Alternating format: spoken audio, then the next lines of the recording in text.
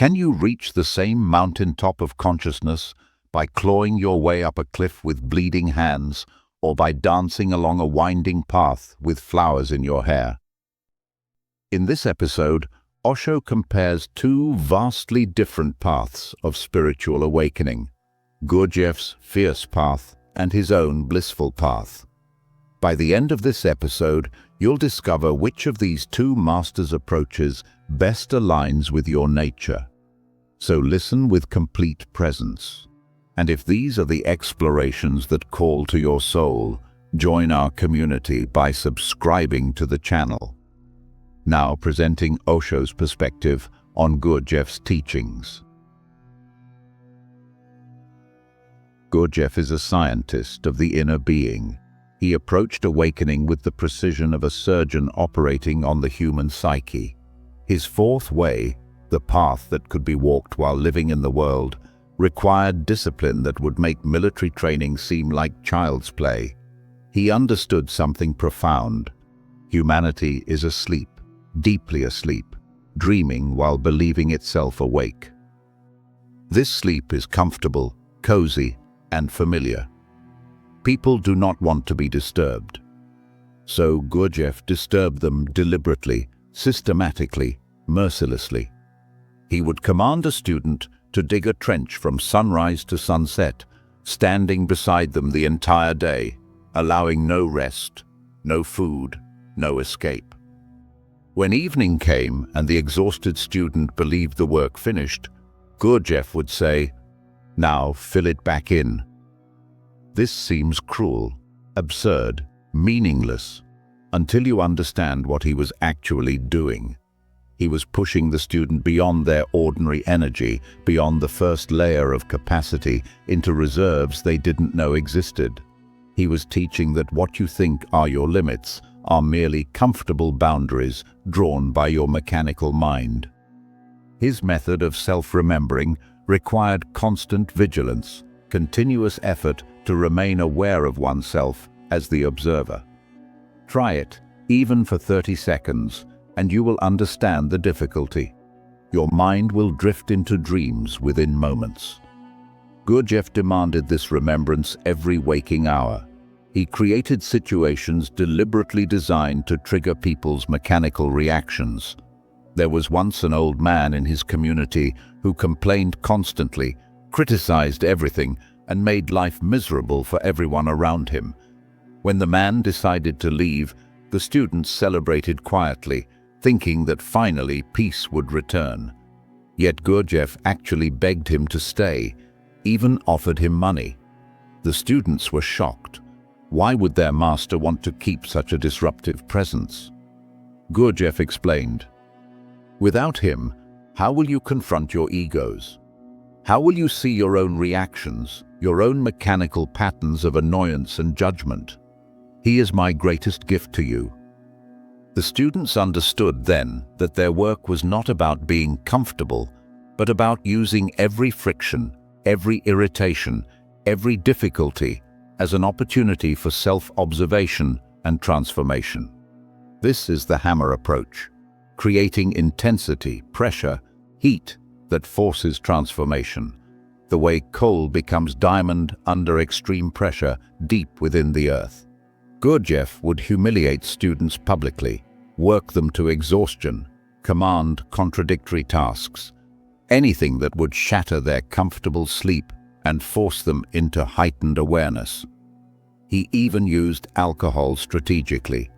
He would insist students drink vodka until they were completely intoxicated, then observe how their unconscious revealed itself, how their mechanical patterns became visible when conscious control dissolved. He studied these revelations to understand each student's specific blocks and prescribe exercises uniquely designed for their transformation. I must tell you honestly, there is danger in Gurdjieff's method. When he says, "Be conscious of yourself," when he insists on self-remembering, there is a subtle trap. You may become too self-conscious rather than self-aware. The distinction is so fine that most people cannot navigate it successfully. I have seen many Gurdjieff disciples who have become tremendously egoistic. This is not because Gurdjieff himself was egoistic. He was one of the rarest enlightened beings of this age. The danger lies in the method itself. When you constantly remember "I am," when you focus continuously on the observer, the sense of self can become inflated rather than dissolved. You may develop a spiritual ego more dangerous than an ordinary ego because it hides behind practices that appear to be leading toward egolessness. The very word self is dangerous. It suggests something solid, permanent, and substantial, yet this is an illusion. Buddha understood this completely. He said, "Forget the observer, just watch the observed. Watch your anger arising, watch your thoughts passing, watch sensations in the body." Through watching the content of consciousness without identifying with any observer, the content gradually dissolves. When content disappears, what remains is pure awareness without any sense of separate self. My own approach is different from both Gurdjieff and Buddha. I say, you relax. Neither watch the watcher nor watch the watched. Just relax. Be passive, receptive. If something floats through your awareness and you cannot help seeing it, see it. Yet make no deliberate effort to watch, no forced attempt to remember yourself. Be like a mirror, lucid, passive, accepting whatever passes before it, without effort or judgment. When a cloud moves across the sky, the lake reflects it naturally without trying to reflect. This is my meditation. Effortless awareness, relaxed witnessing, celebration rather than struggle. Where Gurdjieff created friction and difficulty, I have given my people dance meditation, music meditation, laughter meditation, approaches that seduce you into consciousness through pleasure rather than pushing you through pain. Why should the path to awakening be grim and difficult?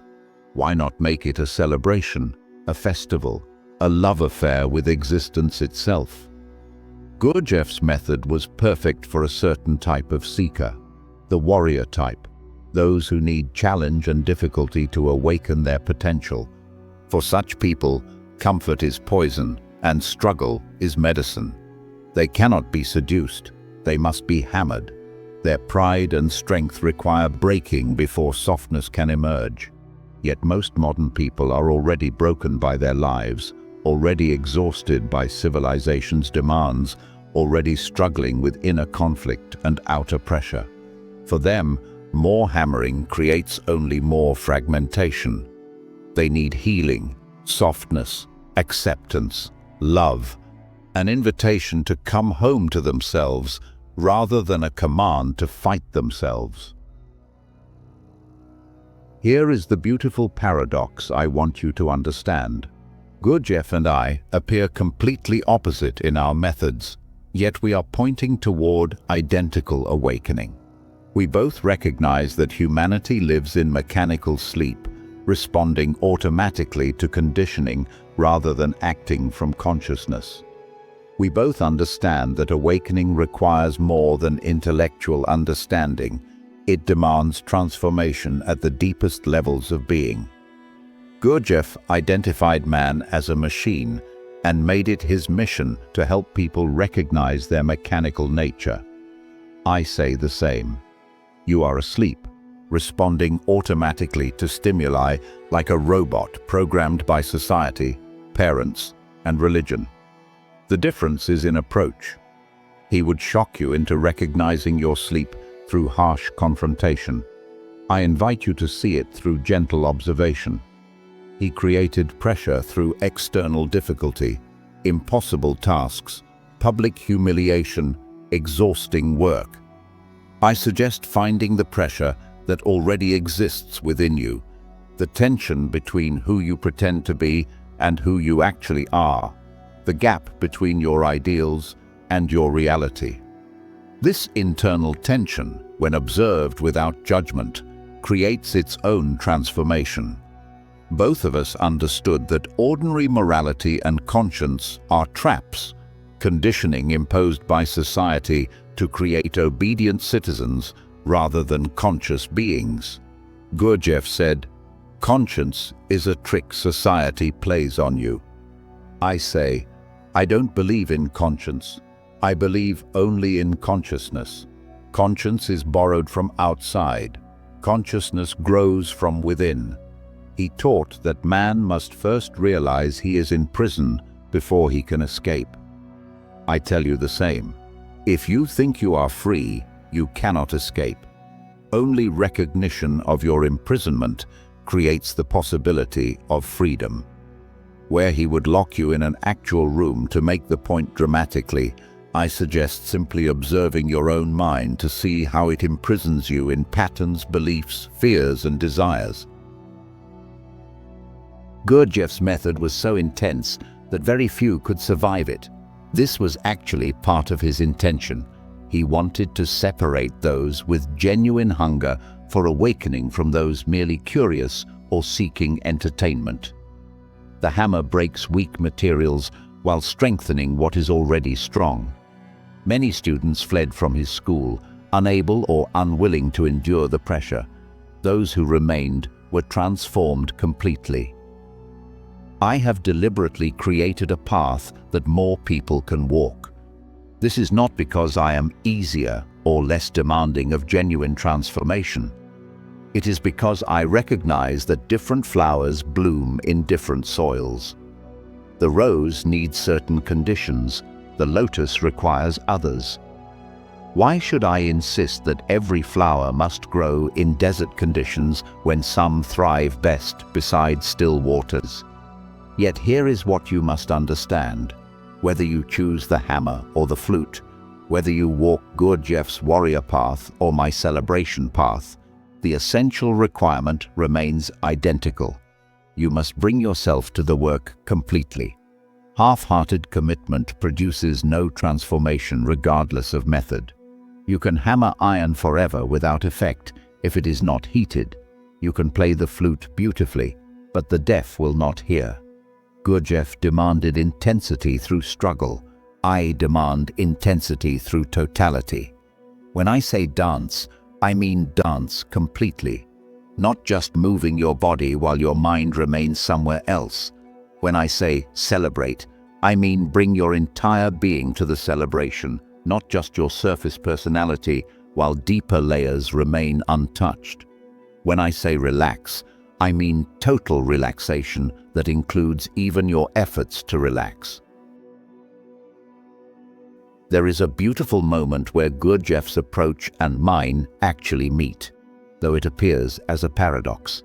He said, "Identification is the only sin." I say, identification is the root of all suffering. We both point to the same phenomenon, the way consciousness becomes trapped in whatever it attends to, forgetting itself, losing awareness of the witness behind all experience. When you become identified with your anger, you are the anger. There is no space, no distance, no awareness. The anger possesses you completely. Whether you break this identification through Gurdjieff's fierce self-remembering or through my method of relaxed witnessing, the result is the same. Consciousness recognizes itself as separate from its contents, aware of thoughts and emotions without being defined by them. He created his sacred dances, complex movements requiring total attention, every gesture precisely coordinated, the mind unable to wander because the body demands complete presence. I created dance meditation, wild, chaotic movement that exhausts the body and mind, creating a gap where witnessing naturally arises.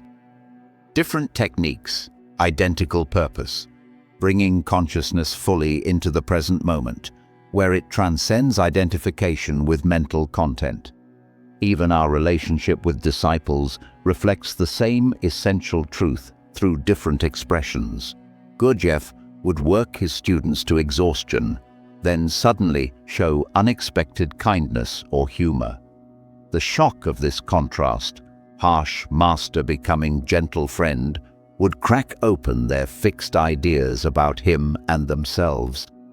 I maintain consistency in my love and acceptance, yet constantly surprise people by contradicting my previous statements, shifting positions, and refusing to let them create fixed concepts about my teaching. If you recognize yourself as a warrior type, someone who needs challenge to come alive, who thrives on difficulty, who finds softness and pleasure somehow unsatisfying, then perhaps Gurdjieff's path is for you. Seek out his teachings, find teachers trained in his methods, commit yourself to the intensity of self-remembering and conscious labor. Yet be aware, this path requires everything. You cannot play with it casually. Gurdjieff himself said that beginning the work creates a situation where you must complete it or face worse consequences than never having started. When you begin awakening, when you start seeing your mechanical nature, you cannot go back to comfortable sleep. The alarm has sounded and cannot be unheard. His path is not for those who want pleasant spiritual experiences, comfortable insights, or gradual, gentle transformation. It is for those willing to be broken and remade, for those who would rather die conscious than live asleep, for those who understand that the greatest treasures are protected by the greatest difficulties. If you recognize yourself as a lover type, someone who responds to beauty, who opens through gentleness, who finds joy more transformative than struggle, then come to me. My path is one of celebration, of saying yes to existence in all its forms, of discovering that consciousness is your natural state when you stop forcing yourself to be something other than what you are.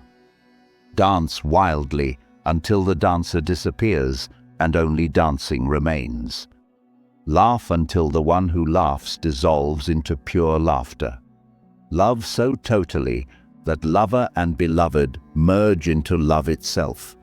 Meditate not as discipline, but as play, as discovery, as adventure into your own inner space. Yet understand, this too requires everything.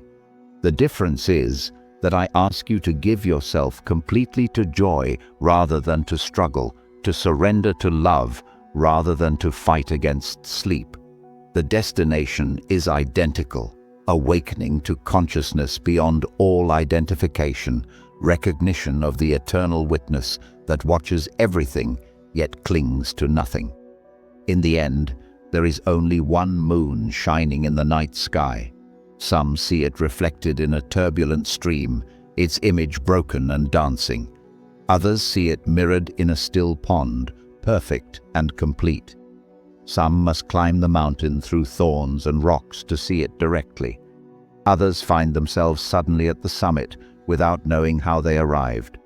Gurdjieff was a hammer breaking away everything false until only truth remained. I am a flute playing melodies that seduce you toward your own deepest nature. The Buddha was a witness simply observing until the observer and observed both disappeared. Christ was love incarnate, inviting you to lose yourself in God. Krishna was a dancer celebrating existence as divine play. All paths lead home when walked with complete sincerity. All methods fail when approached half-heartedly. The question is never whether one path is superior to another. The question is which path resonates with your unique being, which approach awakens your deepest commitment, which teacher's energy calls to something beyond your mind's preferences. Both the hammer and the flute serve the same purpose, to wake you from the dream you are calling your life.